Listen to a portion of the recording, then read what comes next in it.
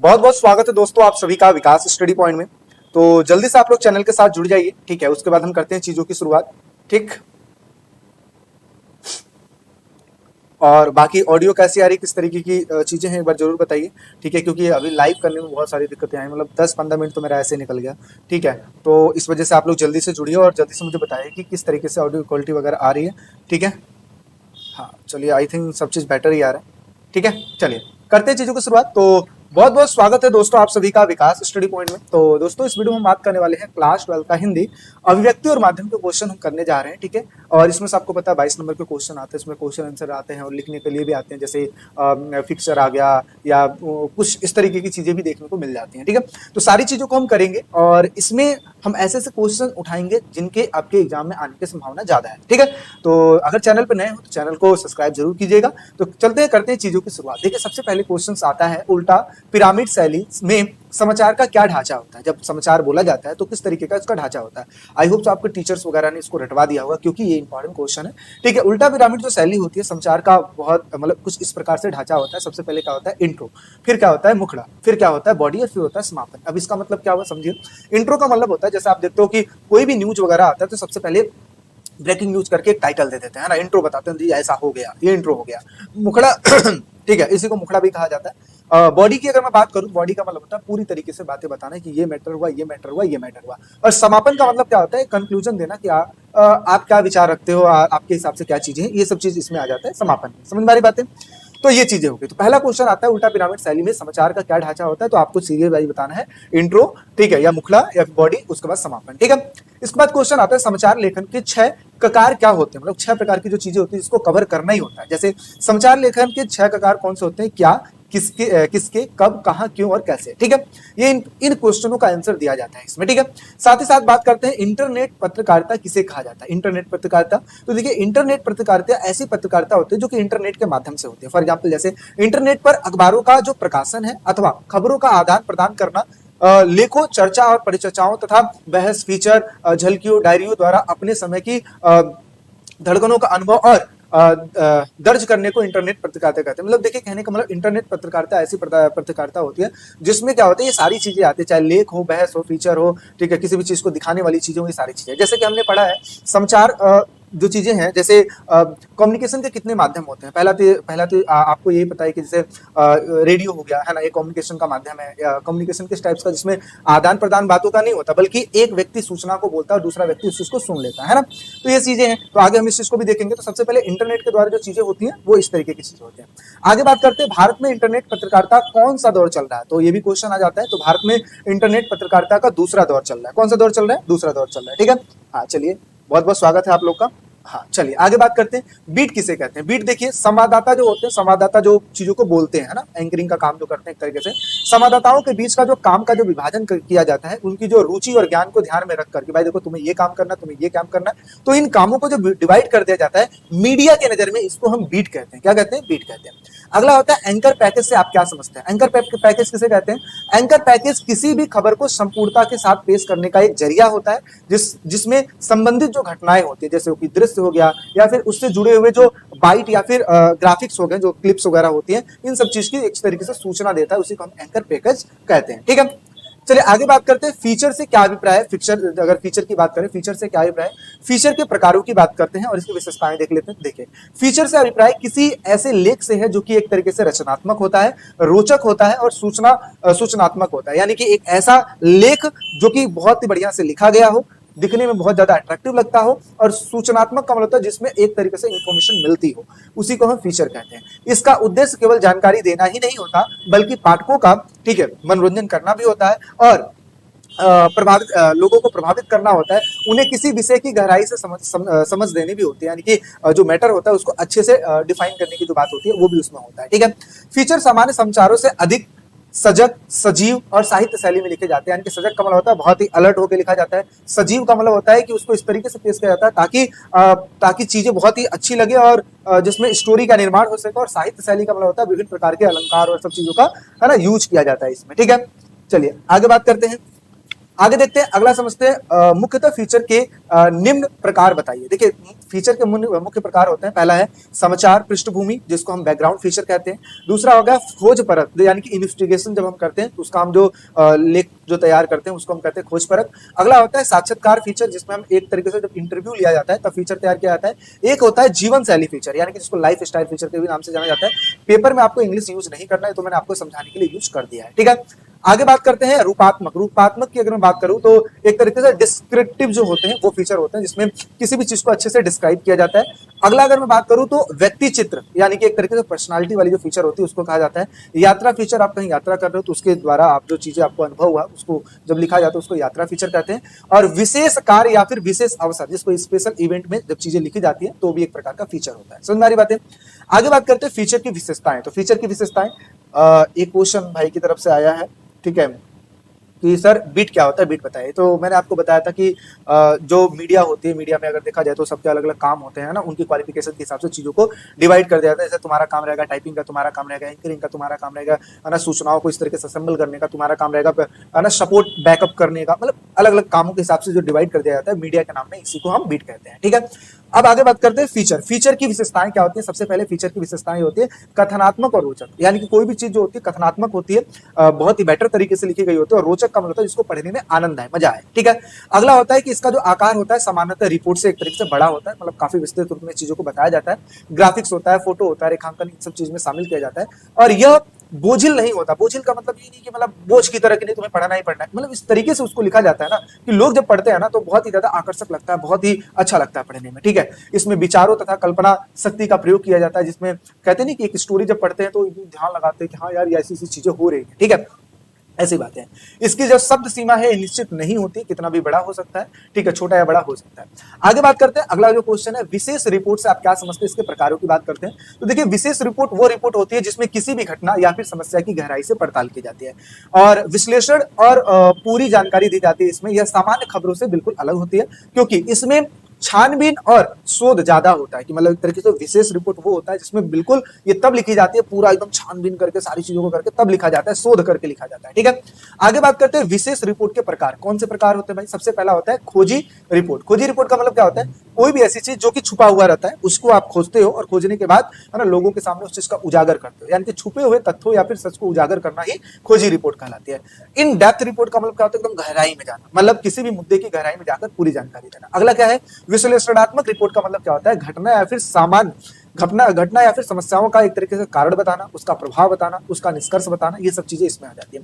अगला होता है विवरणात्मक रिपोर्ट, जिसमें किसी विषय का एक तरीके से विस्तृत और साफ सुथरा वर्णन किया जाता है, इसे कहते हैं विवरणात्मक रिपोर्ट, ठीक है। आई होप सो ये चीजें आपको समझ में आई होगी। कोई इसी प्रकार का कोई दिक्कत है तो जरूर पूछेगा, ठीक है।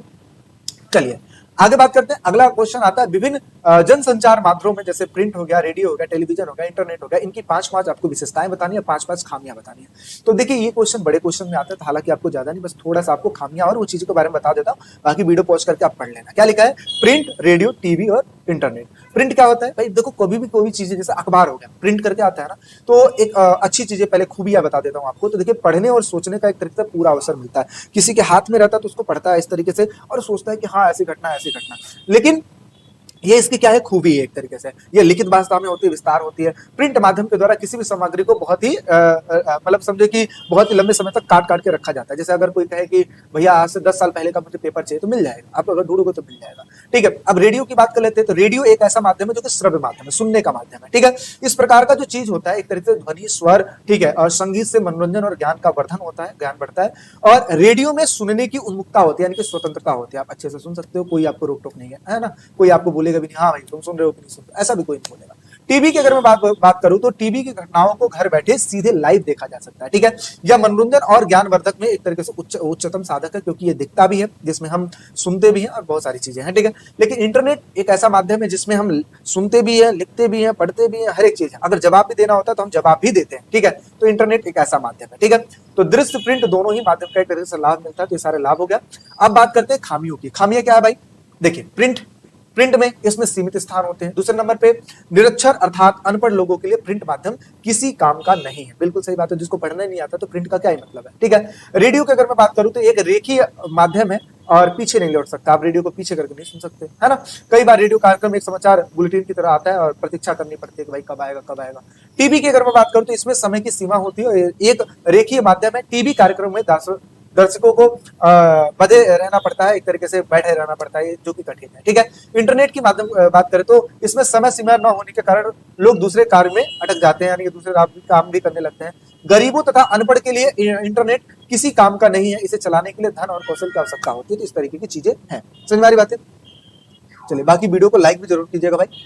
चलिए आगे बात करते हैं। अगला क्या लिखा है, किसी घटना के प्रत्यक्षदर्शियों या फिर संबंधित व्यक्तियों का कथन दिखाकर सुनाकर समाचारों को प्रामाणिकता प्रदान करने की के लिए किसका प्रयोग किया जाता है। यानी कि मान लो कोई घटना घटी हुई है, वहां पे जो प्रत्यक्षदर्शी है, मतलब जो वहां पे खड़े होकर देख रहे थे, उनको क्या किया जाता है, उनको दिखाया जाता है, उनसे सुना जाता है, हाँ भाई आपने क्या देखा, ठीक है।